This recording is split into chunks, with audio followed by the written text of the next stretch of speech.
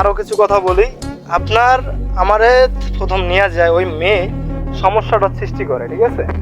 সমস্যাটা সৃষ্টি করার পর ভাই সে আমারে বলে যে আমার মা বাপ আইতে আছে, তুই ওয়েট কর, ঠিক আছে? তুই কিসের জন্য আমার সাথে রিলেশন করবি না সেইটাও আমি দেখব। আমি বললাম যে আমার কোনো অপরাধ নাই বা আমি রিলেশন আমার ভাল লাগে না, এই কারণে আমি রিলেশন করব না। কিন্তু তাতে তোমার সমস্যা কিটা ভাই, আমারে বলো। আমি আর ভাল লাগে না, আমি রিলেশন করব না। সে আমার এই গোলাপ ফুলটা দিল, গোলাপ ফুলটা দিয়ে বলতে আছে যে তুই রিলেশন না করলেও তোর বাপ করবো। হইলো ভাই, কথা হইলো। মানে ওই মেইন কথা হলো ভাই, আপনাদের জন্য আমি একটা শুটের ভিডিও করতে গেছি ওই জায়গায়, এই টাইমেই আমার সাথে সিনগুলো ঘটে। তারপর আমি তারে বললাম যে ভাই আমি রিলেশন করব না, তোর যদি কোনো ক্ষমতা থাকে তুই আমার জোর করে পারলে করা। সে করলো কি, তার বাপেরে খবর দিয়ে আয়না, সে তার বাপেরে বলতে আছে, ঠিক আছে? তার বাপের লগে পুলিশ আছে, ঠিক আছে? তার বাপের দ্বারে সে বলতে আছে যে তুই ও আমারে ডিস্টার্ব করে বারবার। ওদিকে আমি কিন্তু ভাই কিছু জানি না ভাই, আমাকে শুধু শুধু কিন্তু ফাঁসাই দেওয়া হয়েছে।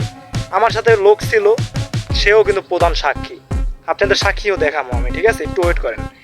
তারপর ভাই কি করলো, ওই মেয়ে বানাইছে না ভাই, নাহে কাইন্দে কুইন্দে ভাই ওই মাইয়ের বাপের দ্বারে বললো যে এই অবস্থা, ও আমারে মানে এফটিজিন করে, ঠিক আছে? কিন্তু ভাই আমি কিচ্ছু জানি না ভাই, ঠিক আছে? আমার এমন বিলে তারা ফাঁসাইছে ভাই, ওই মেয়েটা ভাই বিশ্বাস করেন এই গোলাপ ফুলটা পর্যন্ত ও দিছে আমারে ভাই, ঠিক আছে? আমার এমন কোয়ালিটির করে ভাই, সে কিভাবে যে আমারে ভাই বলবো ভাই, আমার ভাষা নাই ভাই, আমার মাথায় কোনো কাজ করে না ভাই, যা যা আমার সাথে হয়েছে ভাই। ভাই প্লিজ ভাই, মেয়েদের কাছ থেকে যত পারেন দূরে থাকবেন ভাই। এই কারণেই ভাই, এই দেখেন আমারে নিয়ে গেছে, তারপর আমারে থানায় নিয়ে আমার নামে ভাই কত কিছু ফাইলে লেখছে। লেখার পর এক পজিশনে আমি বললাম যে ভাই আমার কোনো অপরাধ নাই, তারপর আমার নামে কিসের জন্য মামলা হইব?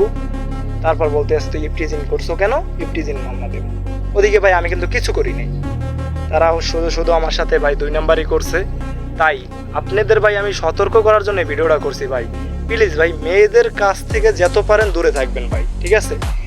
আর বাইরে ভাই যারা ভালোবাসেন তারা বাইরে ভালোবাসা দিয়েন ভাই, আর ভাই মেয়েদের হাত থেকে পারলে দূরে থাকবেন। ভালো থাকেন, আল্লাহ হাফেজ।